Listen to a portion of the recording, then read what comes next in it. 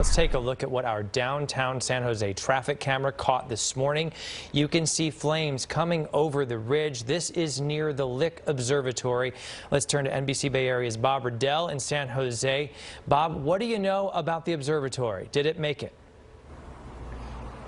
Oh, we believe so. I just received an email from the Lick Observatory, which, if you're not familiar, is high atop Mount Hamilton on a clear day. When you're further back from the foothills, you can see the white domes up there. That is the historic observatory. Been up there for over, I believe it's 133 years. Anyways, they're going to give us an update later today, but they just released this time-lapse video. I want you to take a look at this. We just got this into our system, and you can see the smoke as it starts to come up the mountaintop there, and in the flames, they start surrounding one of the domes, and then eventually the flames subside, the sun comes up, and it's clear. So by all appearances, it appears that the observatory survived. It's hard to tell if there's any damage or there's maybe smaller structures we're not aware of. We also know that this morning CAL FIRE reported that 0 structures have been damaged or destroyed. And that we know that the Lick Observatory might have the city of San Luis Obispo's fire department to thank. That agency posted this video on Twitter of its firefighters defending historic structures atop Mount Hamilton yesterday. You can see how steep and hazardous that terrain is. Here is the latest from CAL FIRE. The latest numbers, again, this is for the SCU Lightning Complex fires. It's a series of about 20 fires in 5 counties, including Alameda, Contra Costa, Santa Clara. So far, it's just over 137,000 acres burned, only 5% containment, primarily on the main fire, which is the Canyon Fire. 2 injuries and 6,200 structures threatened. Now, a number of people have been ordered to evacuate, including the Hernandez family, who live near the San Jose Country Club, which incidentally is at the bottom of Mount Hamilton, right off Alum Rock Road, where we're at right now.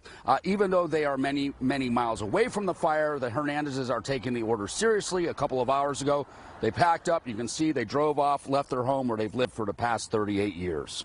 I've heard there's so many fires that they're spread so thin, so yeah, I'm very concerned. Normally, I was out here early in the morning that night that a fire strikes, and it was all over. So many, so I'm concerned this time. Their next-door neighbor, Shanti Moriarty, says she didn't receive the order to leave and says the evacuation map is confusing. She can't tell if she's under an evacuation order or warning, but she's packed her car in case. She remembers when her grandmother lost her home in the Oakland Hills fire back in 1991. But that's something that stays with you. Right.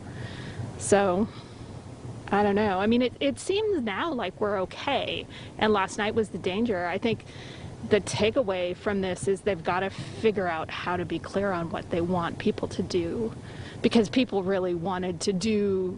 You don't want to leave if you don't want to make more of a problem if you're not part of the problem, because there's no spaces in the shelters. I mean, we're social distancing.